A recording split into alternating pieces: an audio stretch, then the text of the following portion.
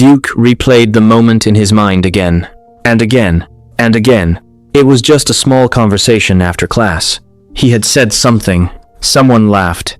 Not a loud laugh, not even a mean one, but Duke's brain grabbed onto it like a warning signal. What if they were laughing at me?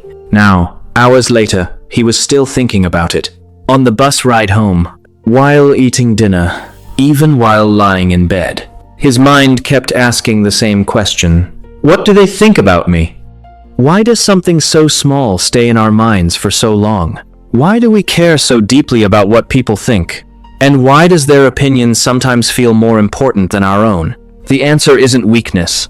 It's psychology. Duke wasn't an insecure person by nature. At least, he didn't think he was. But there were moments when his mind suddenly became very loud. Walking into a room full of people, posting something online, speaking in front of a group, even wearing something slightly different.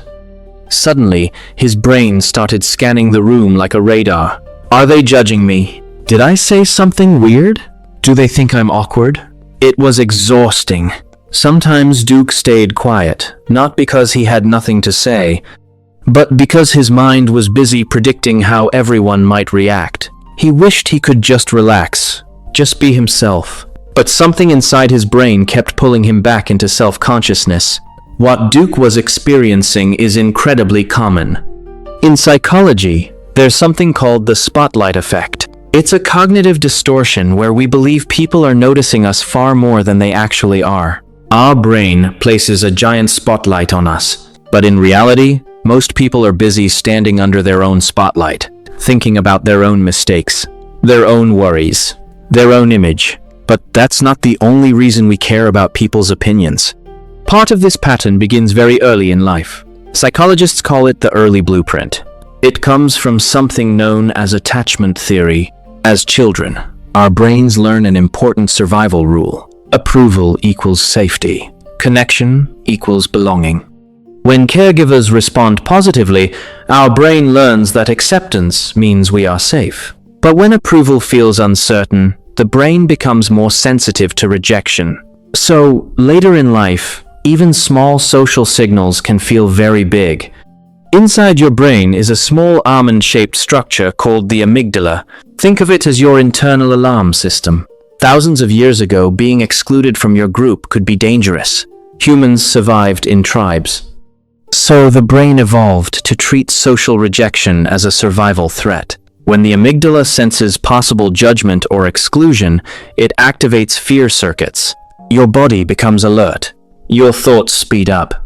Your brain begins analyzing every detail of the situation. But then another process appears. It's called projection. You can think of it as the mirror effect. Often when we believe people are judging us, we are actually projecting our own fears onto them. If Duke secretly worried that he sounded awkward, his brain assumed everyone else must think the same thing. But there is another illusion that makes this feeling stronger. Psychologists call it the transparency illusion. This is the belief that our emotions and insecurities are obvious to everyone around us. But most of the time, they aren't. What feels extremely visible to us is usually invisible to others. Your anxiety may feel like a flashing neon sign, but to other people it's barely noticeable. When Duke began understanding this, he started trying a few small changes. First, he asked himself a simple question. Where is the evidence? Instead of assuming people were judging him, he looked for real proof. Most of the time, there wasn't any. Second, he shifted his attention outward.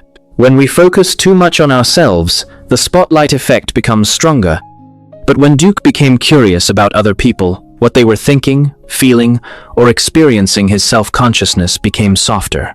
Third, he practiced reality balancing. Whenever his brain created a negative assumption, he forced himself to imagine two other possibilities. Maybe they weren't laughing at him. Maybe they were laughing at something else. Maybe they weren't thinking about him at all. And finally, he reminded himself of a powerful truth. Everyone else is busy worrying about themselves. Slowly, something changed. The room didn't feel as threatening anymore. Conversations became lighter. He spoke more freely. Not because the world suddenly stopped judging people, but because his brain stopped assuming the worst. And the more he practiced this shift, the quieter the mental spotlight became. For the first time in a long time, Duke felt something he hadn't felt before. Freedom. The truth is, caring about what people think is part of being human. Our brains are wired for connection. But when that concern becomes fear, when it begins controlling our voice, our choices, and our identity, it stops being connection. It becomes anxiety. And here is the good news. Most people are not studying you. They are not analyzing your every word. They are not replaying your mistakes. They are doing exactly what you've been doing, thinking about themselves. So the next time your mind tells you that everyone is watching, pause, take a breath, and remember something important.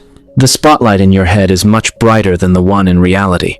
And when you step out of that imagined spotlight, you finally give yourself permission to be yourself.